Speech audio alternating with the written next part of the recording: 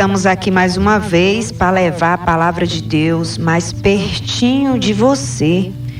Eu quero convidar você a abrir a palavra do nosso Deus no livro de Hebreus, no capítulo 10, versículo 38. A palavra de Deus diz assim: mas o justo viverá da fé, e se ele recuar, a minha alma não tem prazer nele. Nós, porém, não somos daqueles que se retiram para a perdição, mas daqueles que creem para a salvação da alma. Diga glória a Deus. Que texto maravilhoso. A palavra de Deus está aqui dizendo para nós que a fé, ela tem o poder de gerar vida. Toda mulher de fé, todo homem de fé, ele tem vida dentro dele. Ele vai viver da sua fé, porque a fé, ela gera vida. E quem é da fé não tem a opção de recuar, de retroceder, de desistir. A palavra de Deus está dizendo aqui para nós que quando uma pessoa desiste, quando uma pessoa recua, ou seja, dá passos para trás, voltando à velha vida, à velha maneira de pensar, à velha maneira de agir, sem ser guiado por Deus, sem ser guiado pela fé. Essas pessoas que recuam, Deus não tem prazer na vida delas. Elas não geram alegria no coração de Deus. Mas nós não somos desses que pegam atalhos para a perdição. Somos daqueles que creem para a salvação da alma. Eu quero falar hoje um pouco com você sobre o que leva uma pessoa a perder a fé ou recuar na fé. Alguns inimigos da sua fé e da minha fé que devem ser vencidos diariamente para que a gente possa, em primeiro lugar, agradar a Deus, gerar alegria no coração de Deus através da nossa vida e também termos vida em nós mesmos. Porque se somos da fé, viveremos desta fé que temos. Às vezes algo começa a acontecer na nossa vida e se você não tiver cuidado da sua vida de fé, você perde o ânimo, você perde a motivação certa, que é agradar aquele que lhe chamou. Então nós vamos detectar aqui alguns problemas que podem se levantar para tentar sufocar a tua fé. E uma vez você observando que pode estar acontecendo isso com você, você tem plena oportunidade de vencer esses inimigos. Não pense você que uma mulher de fé, um homem de fé, é porque ele não passa por lutas. É fácil ela ter fé, ela não passa o que eu passo. Ele não passa o que eu passo. Por isso que fala desse jeito. Não. Uma pessoa que é da fé, ela aprendeu que a sua fé é muito importante, ela precisa cuidar dela. Porque é com essa fé que você vai vencer neste mundo. Como diz as Escrituras, que essa é a vitória que vence o mundo, é a nossa fé. É através da fé que nós vamos vencer as situações adversas na família, na saúde. Porque chega um ponto, por exemplo, na saúde, que você sente uma dor, você vai ao médico, ele vai lhe consultar, ele vai usar os conhecimentos que ele estudou, que ele conquistou por meio dos estudos, ele vai tentar lhe ajudar na medida do que oferece a medicina. Mas tem muitos casos que a medicina ela tem o seu limite. Ela não consegue resolver todos os problemas. Como você vai vencer essa circunstância? Você vai vencer através da sua fé. Você vai viver pela fé. Tem situações no casamento que a pessoa, ela já fez tudo que ela sabia que ela poderia fazer. E não chegou onde ela queria ter chegado. Como você vai conseguir vencer esses obstáculos? Com a sua fé. É através da fé. E o que é a fé? A fé é a certeza das coisas que nós esperamos e a convicção de fatos que nós não podemos ver, mas nós cremos que vai acontecer. A palavra de Deus diz que a fé, ela vem quando nós ouvimos a palavra de Deus.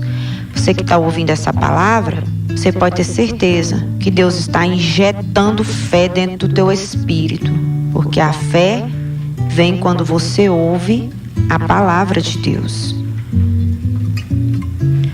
Muitos, por conta de circunstâncias difíceis, ou esperaram por um milagre, por algo que eles sonhavam que deveria acontecer na sua vida, e quando essa espera é longa, às vezes a pessoa desanima na fé. A Bíblia diz que a esperança adiada faz adoecer até os ossos. E muitos, diante dessas situações de espera, de longas esperas, de lutas que vai se arrastando de anos, muitos já até perdeu a fé. Ou estão com a sua fé na UTI, já tá a maquinazinha, pi, pi, pi, pi, pi, como que a ponto de vir a óbito na fé. Foi igual o caso daquele pai que levou o seu filho até Jesus. O seu filho estava perturbado, oprimido por demônios. Ele já tinha tentado resolver o problema do filho de todos os jeitos. E ele perguntou para Jesus se Jesus poderia fazer algo pelo filho dele, porque os demônios jogavam o filho no fogo, a criança no fogo, a criança dentro d'água, o menino não se aquietava, o menino só brincava com coisa perigosa, o pai não tinha sossego. E ele notava que aquilo ali não era uma coisa normal. Porque ele olhava para os filhos dos outros e via as crianças sentadinhas, brincando de massinha, pintando, crianças tranquilas, que dormia bem. Ele olhava para o filho dele, não tinha sossego, era uma perturbação. Aí ele pegou a criança e levou até os discípulos de Jesus. E os discípulos oraram e não puderam resolver o problema dele. Acredito que ele já estava quase para desistir. A fé já estava na UTI, não tem? Já os aparelhos apitando. Quando ele disse, menino, já estou bem aqui, vou logo esperar, ficar aqui na fila para falar com Jesus. Aí chegou o caso dele até Jesus. E Jesus perguntou para ele, desde quando que aquele problema acontecia? Ele disse, desde quando meu filho era pequenininho, desde a infância. Aí Jesus perguntou, você crê que eu posso curar ele? Aí ele disse, Senhor, me ajuda na minha falta de fé. Porque eu tinha até fé quando eu cheguei aqui, mas a fé se acabou. Me ajuda. O Senhor pode fazer alguma coisa por ele? Ele disse, se eu posso, eu posso. E vou, porque tudo é possível àquele que crê. A sua fé, ela é muito poderosa. E às vezes o inimigo ele tenta nos convencer de que ela não é. O inimigo tenta nos convencer de que nós não temos fé. O inimigo tenta nos fazer, através de circunstâncias e dificuldades, de parentes às vezes perto, que são perturbados, como foi o caso desse filho, desse homem. que era perturbado pelo mal. E não dava paz na vida dele, a ponto de sugar toda a fé dele. E assim também tem muitas pessoas que vivem essas circunstâncias. E você precisa cuidar da sua fé. Quando você sente uma dor que você não sabe a origem, não sabe o que é, você procura um especialista daquela região que está doendo. Por exemplo, se você sente uma dor na sua barriga e não sabe o que é, você vai procurar um gastro, que é aquele médico especialista nessa região do abdômen, né, para investigar aquela dor e passar a medicação adequada para você ser curado. E quando você adoece da fé, está doente da fé, a fé já não está mais funcionando, o que você deve fazer? Eu quero dizer que Jesus, ele não cura só doenças físicas, ele cura também os doentes da fé. Porque se você está doente, se você não receber cura, você vai vir a óbito. Por isso você tem que buscar a cura. E eu estou falando aqui não da cura apenas física, mas da cura da fé. Na palavra de Deus aqui em Romanos, no capítulo 14, fala que existem esses doentes da fé. Às vezes a pessoa, quando está doente da fé, ela não percebe que está doente.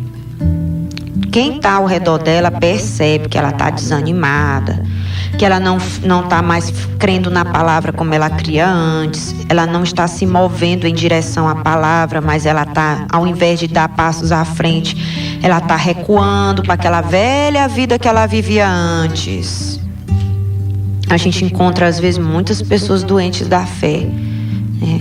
Antes ela era remédio para muita gente, cura para a vida de muita gente. Agora ela não está conseguindo nem caminhar, ela anda se arrastando. Igual uma pessoa que está doente, sentindo uma dor, até a maneira de caminhar, o ritmo da caminhada vai se arrastando. Assim tem muitas pessoas que estão doentes da fé. Às vezes por causa de uma circunstância ruim que elas viveram, um milagre que não aconteceu na hora que elas queriam, ou um escândalo, né? Jesus diz que era necessário que viessem os escândalos, porque os escândalos, eles fazem separação entre aqueles que servem a Deus de verdade e os que estão ali só para passar uma chuva. Os escândalos vão vir, mas ai daquele pelo qual vem esse escândalo. Era melhor que essa pessoa pegasse uma pedra de moinho, que era uma pedra bem pesada, amarrasse no pescoço e jogasse no fundo do mar, do que fazer algum dos pequeninos errar o caminho por causa do escândalo, da atitude errada. Muitos, por causa de um escândalo, meu Deus, perdem a fé, recuam na fé, desistem da vida de fé. Ainda dizem assim: na igreja tem muita gente hipócrita, tem muita gente que prega, mas não vive, tem muita gente que ensina, mas não faz o que diz para os outros fazer. Só que eu quero lhe dizer que no céu não vai ter hipócrita não.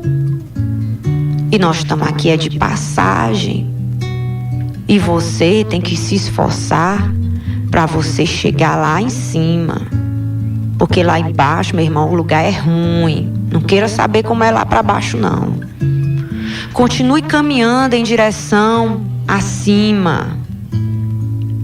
Se você viu alguém fazendo algo que lhe escandalizou, aprenda essas lições com os erros dos outros e cuida para que você não caia. A Bíblia diz que aquele que está de pé, que vigie para não cair. Mas tem gente que já quer fazer as coisas erradas, aí ela procura alguém que está fazendo a coisa errada para justificar o erro dela também. Não vá por esse caminho não. Porque se você recuar da fé, você não vai dar prazer nenhum em Deus. E você tem que se lembrar que você vai viver da sua fé, não é da fé do seu vizinho, não. Quando o Senhor Deus me chamou na minha casa, para me servi-lo. Eu fui a primeira da minha casa. Eu não tinha mãe para me puxar pelo braço e me levar para a igreja. Eu não tinha pai para me levar. Eu não tinha ninguém da minha família para encorajar, mas eu tinha uma voz, eu escutava a voz de Deus falando comigo, que o meu lugar era pertinho dele. E eu rompi aquelas dificuldades, aqueles argumentos e decidi viver da minha fé. Porque o justo vai viver da sua fé. Isso é maravilhoso. Isso não é ruim, não. Porque quanto mais você ouvir a palavra, mais forte na fé você vai ser. Quando eu tinha 12 anos de idade, que foi quando eu desci as águas do batismo, fiz a minha confissão pública por meio do batismo nas águas, eu já sabia o plano de Deus para a minha vida. Que Deus tinha me criado para pregar a palavra dele. Independente de eu ser pastora ou não, com 12 anos de idade eu ainda não era, mas eu entendi que Deus queria isso de mim. Aí eu comecei a pregar a palavra para as criancinhas menor do que eu, e aí foi juntando, o grupo ficou de 50 meninos, sentavam para ouvir eu pregar. Lá atrás da igreja, no terreninho que tinha no fundo da igreja. Reuni as crianças e ia pregar para elas. Passei 8 anos da minha vida fazendo isso. Depois eu conheci o meu esposo, um homem de Deus, um pregador do evangelho, que se encaixou exatamente naquele plano que Deus tinha para minha vida. Nós nos casamos. E quando eu casei com meu esposo, eu não fui me escorar na fé dele, não. Eu dizia para Deus todo dia: meu Deus, eu quero viver da minha fé. Eu sei que o meu marido é um homem de Deus. É um homem falho, mas é um homem de Deus. Tem suas fraquezas, mas é um homem de Deus.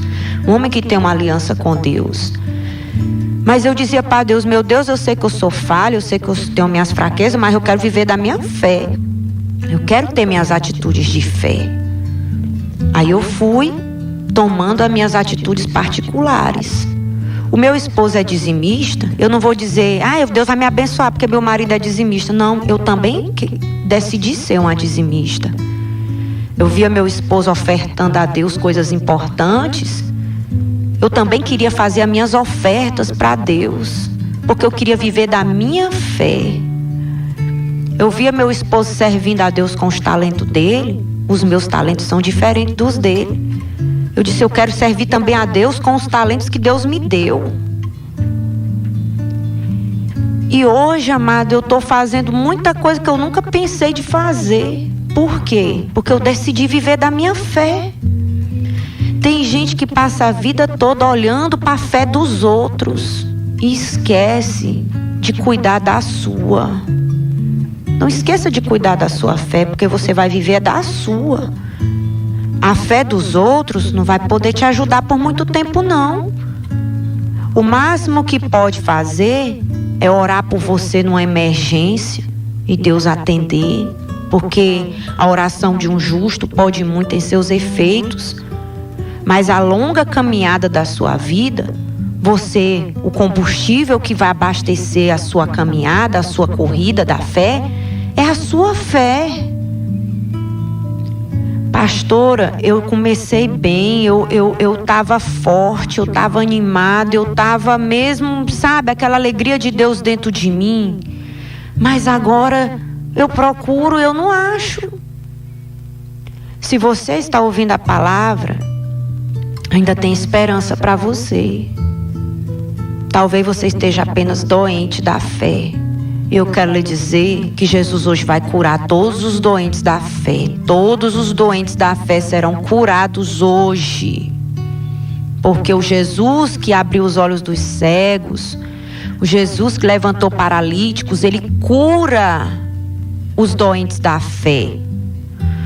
Olha só, em Romanos, no capítulo 14, versículo 1, diz assim: ora, quanto aos que estão enfermos na fé, recebei-o, não em contendas sobre dúvidas, porque um crê que tudo se pode comer, o outro que é fraco come só legumes. O que come não despreze o que não come. O que não come, não julgue o que come, porque Deus o recebeu por seu. Quem és tu que julgas o servo alheio? Para seu próprio Senhor ele está em pé ou cai, mas estará firme, porque poderoso é Deus para o firmar. Diga glória a Deus. Amado, eu estou sentindo a presença de Deus aqui nesse lugar. Você pode também sentir a presença de Deus aí na sua casa.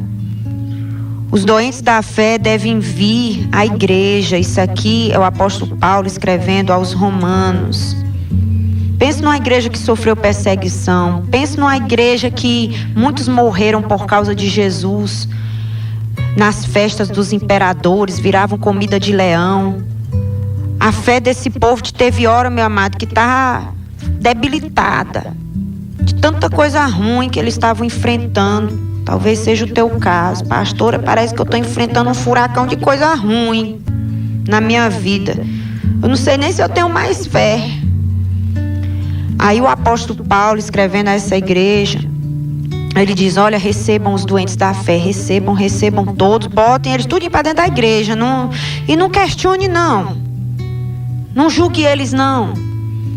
Porque hoje eles estão doentes, amanhã pode ser você. Nós temos que nos ajudar uns aos outros. Uma das coisas que faz a pessoa adoecer na fé, sabe o que é? É quando ela para de se preocupar com a fé dela e fica querendo julgar a fé dos outros. Eu não concordo com isso. Eu acho que deveria ser feito, era desse jeito aqui. Por que não come isso aqui, ao invés de comer isso? Por que não faz assim? Não faz assado? E a pessoa começa a ficar nessa posição de observador e ela vai recuando. O passo vai desacelerando. Ao invés de ir para frente, vai indo para trás. E quando pensa que não, cai. A fraqueza da fé está tão grande porque já não tem mais tempo para ouvir a palavra, não alimenta o espírito com a palavra de Deus. Aí a pessoa vê um pequeno escândalo de alguém. Vixe, fulano de tal, não era da igreja. Vi ele entrando no carro de fulana de tal. Será para onde é que eles foram? Vixe, eu não vou mais andar, não vou mais naquela igreja não. Como que a igreja foi o que ensinasse as pessoas a ser sem vergonha. Igreja não ensina coisa errada para ninguém não, querido. A igreja é um instrumento de Deus para curar aqueles que vêm cheios de ser vergonhice, que pode vir de onde vier. Nós estamos aqui para receber. Quem quiser vir, pode vir. Que Jesus cura, Jesus liberta, Jesus transforma. Pode vir do jeito que você está. Porque Jesus veio buscar, foi os pecadores, não foi aqueles que estão sãos, não. Não é os perfeitos, não. Jesus veio buscar é aqueles que estão atolados na lama, mas que estão clamando, dizendo, meu Deus, eu quero sair desse buraco aqui, eu quero sair dessa vida, eu quero mudar de vida. Jesus está dizendo para você, vem que Ele te recebe. Ele te recebe. Você pode estar caído, tua casa pode estar caída, mas quando Deus olha para ti, sabe o que Ele vê? Ele já vê você de pé. Sabe por quê? Porque Deus é poderoso para te firmar. Para te firmar. Talvez na tua mente diga assim, não, eu já errei muito, eu já fiz muita coisa errada. Meu lugar não é na igreja, não. O inimigo ainda usa até pessoas para dizer assim, depois que fez isso, mas isso agora vai para a igreja. Não ouve essas vozes, não. Ouve a voz de Deus te chamando e dizendo para você, eu posso curar a tua fé. Eu posso todas as coisas. Tudo é possível àquele que crê. Não se importa com o que os outros estão dizendo, porque você vai viver da sua fé. Você vai viver das suas atitudes, não é das atitudes dos outros, não. Você pode não ter começado bem, mas se você buscar a Deus, você vai ter um final abençoado, um meio de campo abençoado. Em nome de Jesus, eu quero orar por você. Meu Deus e meu Pai, a Tua palavra nos encoraja a não recuar. A tua palavra nos encoraja a não desistir. A tua palavra nos encoraja a nos firmar. A tua palavra é poderosa para nos levantar. Basta uma palavra, Senhor, e o doente será curado.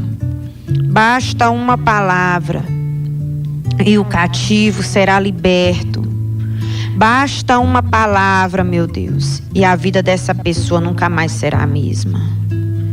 Eu oro, meu Deus, por essa pessoa que por causa de um escândalo ela parou, ela se desviou da tua presença, ela até usou isso como um argumento para sair da tua presença. Eu oro por essa pessoa que tem esperado por um milagre e ele está demorando e a fé dela já está indo a óbito. Pai, tem misericórdia, meu Deus, de nós. Tem misericórdia da vida desta pessoa. Assim como o Senhor teve misericórdia daquele pai que levou o seu filho até o Senhor. E o Senhor o libertou, restaurou. Ele estava caído e o Senhor lhe levantou. Para muitos, aquele filho estava como morto. Olhava e dizia, morreu, não tem mais jeito não. Mas para o Senhor, uma palavra, quando o Senhor disse, levanta, o menino levantou. O Senhor segurou na mão dele e ajudou ele a se levantar. Eu te peço, meu Pai, segure na mão desta pessoa e levante ela outra vez, para que ela possa ser tudo aquilo que o Senhor diz que ela vai ser.